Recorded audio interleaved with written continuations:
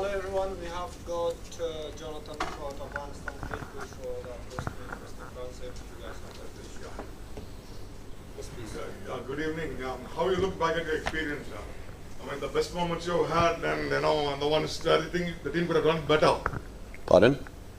The best moments so far of your coaching career with Afghanistan. I mean, the best moments you had with them. I mean, areas you feel the team needs to improve going forward. Quite a big question. First up, lots of great memories. I always feel very fortunate enough to have had a lot of memories as a player, but also now as a coach as well. So, I think even at this ground, beating Pakistan, I think the first time in the World Cup, 50 over game, beating England, 2 games in St. Vincent. That's World Cup stuff, but there's been lots of other things we've achieved. Bilateral series, first where we've beaten Pakistan, Bangladesh away, South Africa, all these sorts of things. So I'm very fortunate enough to have coached some really great players, some really good humans, a good bunch of guys, and areas to improve, I think, everywhere. We saw a little bit of that today, maybe seam bowling, the consistency, and develop some more seamers that'll aid the spinners and not just be heavily reliant on spinners. To develop some seam bowlers so that when the team plays in conditions perhaps like the World Cup in 27, they'll be able to handle all different varieties of conditions. They're developing the batting resources to be able to have that, and it's about having the seamers now so they can compete all around the world, hopefully. Jonathan, well done, a good tenure. Just where do you see this team? You just spoke about developing a fast bowling core and having a good army of spinners and stuff. But in the batting front, do you think Afghanistan still has a lot to improvise on in the batting front, especially particularly in the T20? And also, what has prompted you to end it after this T20 World Cup? Say that again, sorry? No, what made you to end your tenure after this T20 World Cup? Would you prefer to carry on till the 2027 World Cup as well? I think just go on to the batting part. I think with the side, certainly in T20, we're seeing new players come in, and we're developing a top order. I certainly don't think we got 108 against New Zealand. It's nearly chased 187 or 88. I think it was against South Africa, 160, and we got 200 today. So I don't think there's too much wrong with the batting. Okay, but I'm talking about the depth in having different players, maybe another left-hander some way so we can have left-right-hand combinations. Those little things that the top teams have the options of. That's all.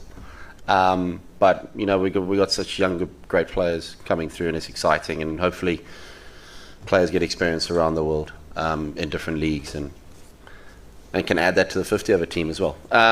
And with continuing, that is not my decision. So that's all I'll leave it at, really. So maybe the time's right, maybe it's not. I don't know, but I wish everyone the best in the future, and I'm very thankful for getting the opportunity, and I got the opportunity by chance, really. Graham Thorpe was supposed to be the coach, and he unfortunately couldn't take up the role.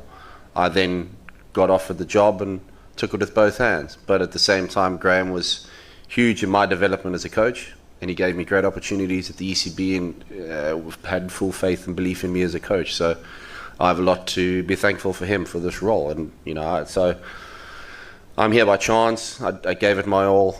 I hope the players can see the love that I have for the game and the care that I have for them as players and as people.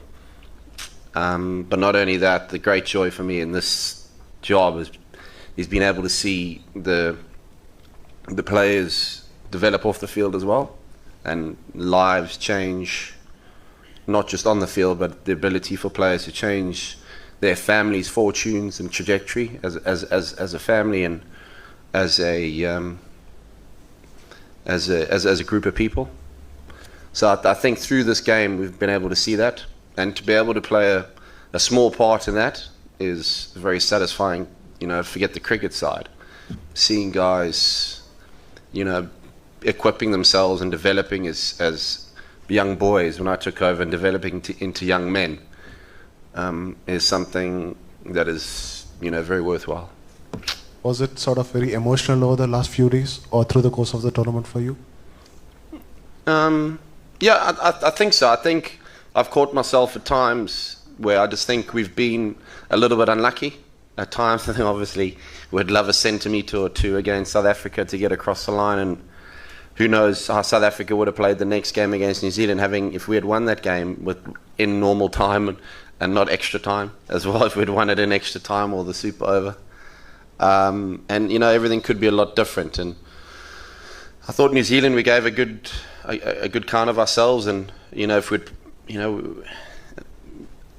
sort of ball here or there, and it could have been a very different. We had a great start. We had them 14 or 16 for 2 after Mujib's first over, and it could have been a very different game. So we've played some very good cricket, and we played good cricket against the West Indies in the series before and beat them. I'm very thankful for the opportunity, and that's all I have to really say on that. Yeah. John here, well done on your tenure with Afghanistan again.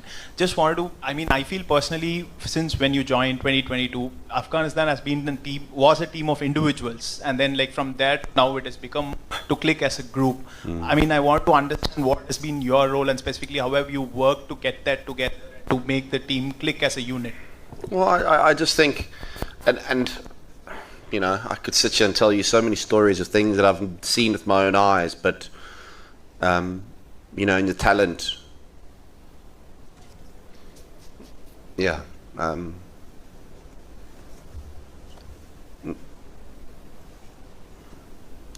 said I didn't want to get upset. I just remember my first trip when we were in Ireland, and I just saw things that just realised that these boys are so talented and focused. And if you could just add a little bit of structure to the mindset, professionalism, and the high standards that we hold ourselves to, not individuals, but we hold each other to those high standards and professionalism. I remember seeing Ibra for the first time. I remember seeing Azmat for the first time. I remember seeing Gurbaz for the first time and thinking, what amazing players. Let's try and build on what we've got, this natural raw talent. Cool, thanks. And let's see where we can get to. We had the names, Mujib, Nabi, Rashid, all these guys. But it's one of those things. And I remember how chaotic that first tour is to where we are now is chalk and cheese. And, the players, need so much credit because the level they operate at and the advantages and the things that they're afforded as youngsters to develop their skills and their passion for the game, they operate at such a high level compared to what they're afforded compared to other countries. But yet they can come on this stage and compete, and almost people expect us to be in the semi-finals and finals, which I find it amazing that they can do that, handle the pressure, but also the background, and they don't have the sort of the day-to-day coaching that young players have, academies and facilities and all these things and schooling, and so for me, I look at these guys now going out to, and I was thinking today, and I'll be honest, I was sitting there now, and some of these, and unfortunately education-wise, if I hadn't have gone to schooling and hadn't gone to all the academies, hadn't gone to all the coaching sessions and had the upbringing that I was afforded, I'm not sure I'd be able to stand on that field in front of 20,000 people and understand and be able to know exactly how I felt and how I'd execute things. The amount of coaching I've had compared to the coaching that these guys are now operating at international level is chalk and cheese. So, I take my hat off to every single one of them, and and so for me, it's the level they operate will always amaze me, and from watching from afar, I'll always be very fond and want the guys to do well. You take an average cricketer in India, he has to go from under 14 level, under 19, and then play for Ranji Trophy, then India A, and then finally India. Many of them from under 19 don't get to play for India at all. So in Afghanistan, without a structure there, they're producing continuous chain of talent. How do you judge talent? And how is the thing, how the process there? Well, you see, you can see with that they,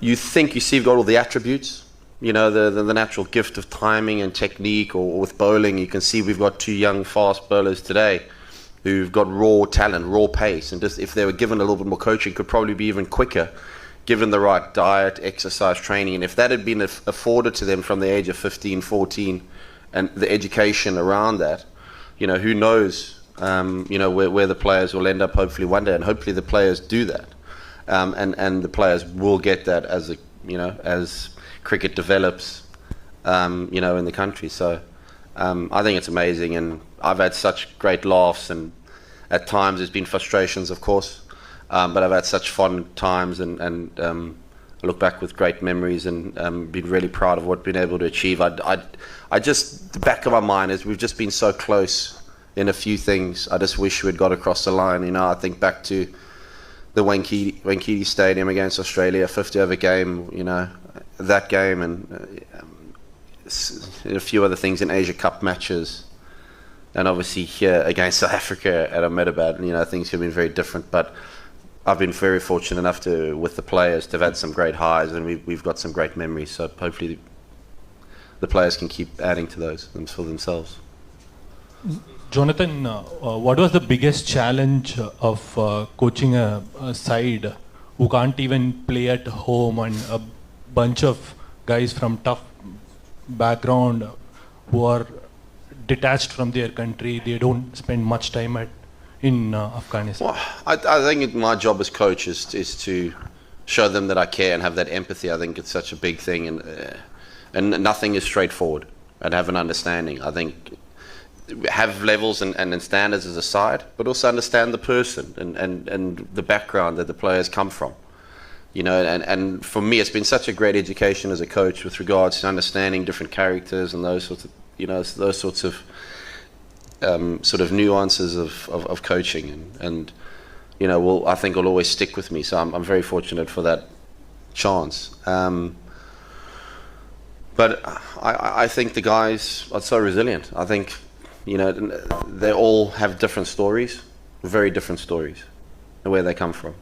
And I think they, you know, being able to come and play for Afghanistan is a huge honor for them. And so it's not really that hard to get them motivated, get them, you know, understanding tactics and understanding the game and doing the basics day in, day out, which is very, sometimes for some players is very foreign because of the structure that they've come from. So to try and add this to, you know, these things to players is not as straightforward as perhaps for some other players that you would coach around the world. So that's been the great challenge, but also the great thing that when you see it start developing, you see guys have success. You know, as a coach, that's the most rewarding thing. It's not about how much money you earn or that sort of thing. When you see players developing and creating a career for themselves, that's the most rewarding thing as a career coach you can get, and that's, you know, why you coach. You know, there've been so many times I've left net sessions or training sessions and thought I really enjoyed that because I was able to coach and the players wanted to be coached. I don't think that happens everywhere around the world at the moment, where players want to be coached every day. So as a coach, you know, that's a great feeling, and to be able to play a small role in those players' development is a great feeling and a privilege. We've seen probably the just to pick up on that, almost like there's been a little bit more personality shown in the Afghan group under your tenure, the Gulbadine cramp, being in the sheds after that 2023 Cricket World Cup win against England. Has it felt like, because you guys are performing at a higher level and you're more comfortable, it's brought out that personality, or has it been something that you've tried to encourage to kind of express themselves and to, you know, kind of show their individuality to the world? No, what I think is there's two folds to that, and that I think they've always had that character, but always maybe sometimes felt they don't belong at the party. And that's the one thing I've always said to them. Whenever you come up against opposition, you look him in the eye and you take him on straight away. You know, whether it's here at the ground, whether it's at the hotel, whether it's wherever, you know, you stand up. You don't ever, you know, if you're in the lift with one of them in the hotel, you know, you don't ever think, oh, they're from a major test playing nation, we're inferior. You know, no, we take them on. And I think the players have enjoyed that sort of, someone encourage them to be confident in themselves. And also, you know, believing in them, having constantly saying, no, well, you are good enough to win every single game that you go up, no matter the conditions, you're good enough to win. The other side of that, I'd say, is what we're seeing now is the players balancing that expectations. Though that's been in the last year or so, you've perhaps seen where you're not always underdogs, you're expected to win, and that's a different mindset when you're expected to perform, when you're expected to win and finish games. That's the next step for this lot, and we're starting to see those things happen. After the South Africa defeat, you very easily could have folded against the UAE on a tricky pitch at Delhi, and we got across the line there. And I've often said to the players, it's not being able to win route one, it's being able to win different kinds of ways, or win ugly. And that was a sort of ugly-ish win, if you like. It could have been a bit more straightforward, but we found a way to win. And that's, when the sides can do that, they become dangerous. So that's the next steps, I believe, for this group, and being able to win different conditions, and not just being able to bat first, put 200 on the board, and throw the ball to the spinners. So, which has been how it's probably been in the past. Last question. Hello, Coach. Congrats on your time with Afghanistan. So, what next in your coaching career? Is there a job that you would probably want to do sometime in the future? Say England. Pardon? What next in your coaching career? Oh, I don't know. I'm not going to let you put words in my mouth, but